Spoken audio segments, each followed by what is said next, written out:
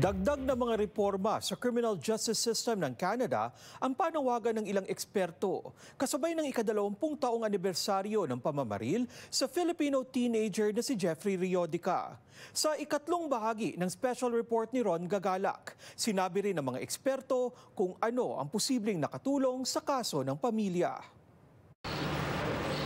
Sa nakalipas na 20 taon mula nang mapatay ng pulis ang Filipino teenager na si Jeffrey Riodica, marami na ang nagbago sa mga polisiya at paggamit ng teknolohiya sa pulisya, ayon kay Criminology Professor Patrick Watson ng University of Toronto. Progressively, the SIU has worked at chipping away at that perception of a pro-police bias, of taking more affected persons' accounts into question, investigating more quickly, and charging more frequently.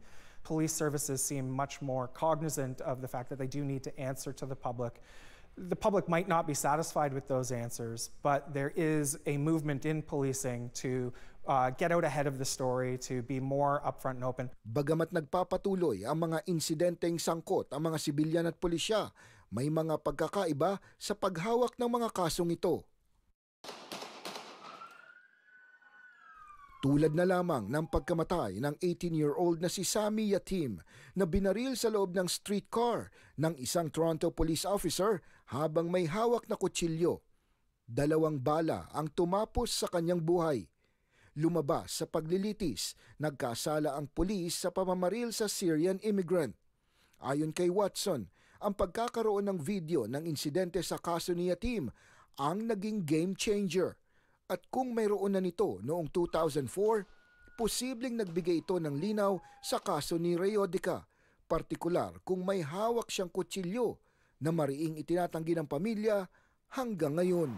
If we had readily available cell phone video, if we had body-worn camera, if there were surveillance camera, whatever it means, then the questions about the authenticity of the police account versus the eyewitnesses' accounts would be resolved to some degree. Maybe not to satisfy everyone, but I think that you could at least have some purchase in understanding how it was that the officers reacted to Jeffrey and how it was that they responded to this apparent Herculean feat of doing a push-up and pulling out a knife as he had 400 pounds of police officer on his back. Ani Watson, malaki rin ang naitulong ng video sa kaso ni Umar Zamir. Hulyo noong 2021 nang siya'y akusahang pumatay sa isang police detective ng Toronto matapos umanong sagasaan ng pulis na hindi nakauniporme ng mga oras na yun. Matapos ang ilang buwang paglilitis, lumabas na walang kasalanan sa insidente ang Asian immigrant. Isa man ang kaso ni Riodica sa mga naging mitya para ipatupad ang mga pagbabago sa criminal justice system ng bansa. Naniniwala sina Watson at Abisamis na marami pang reformang dapat gawin. Maybe lack of sensitivity training. There's the element of stress and a lack of the right perspective in society. Some personalities still seep through the cracks, even in the ranks of the police.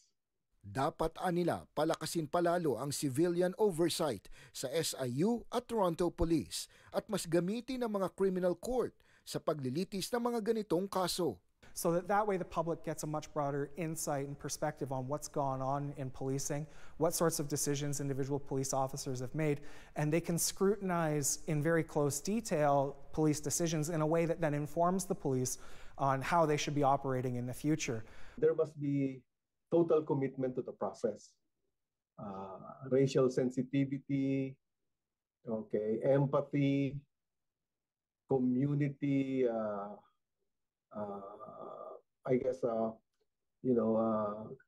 being involved in community, the community in which they won't usually identify with.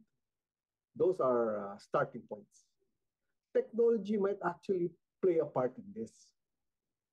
So you have body cams, you have CCTV cameras, you have dash cams. Technology might play an important role in changing people's perspective, both on the side of those who will be victimized and on the side of those who might be minded to let their prejudices get the best of them. Bukas gugunitain ng pamilya at mga kaibigan sa isang pribadong prayer vigil ang ika-20 taong anibersaryo ng pagkamatay ni Jeffrey. Pero bakit may mga panawagan na maging mapagmatsyag ang mga Pilipino dito sa Canada? At ano ang maaaring matutunan ng Filipino community sa kasong ito? Abangan po bukas ang ika-4 na bahagi ng ating special report. Ako po si Ron Gagalak para sa Omni News, Toronto.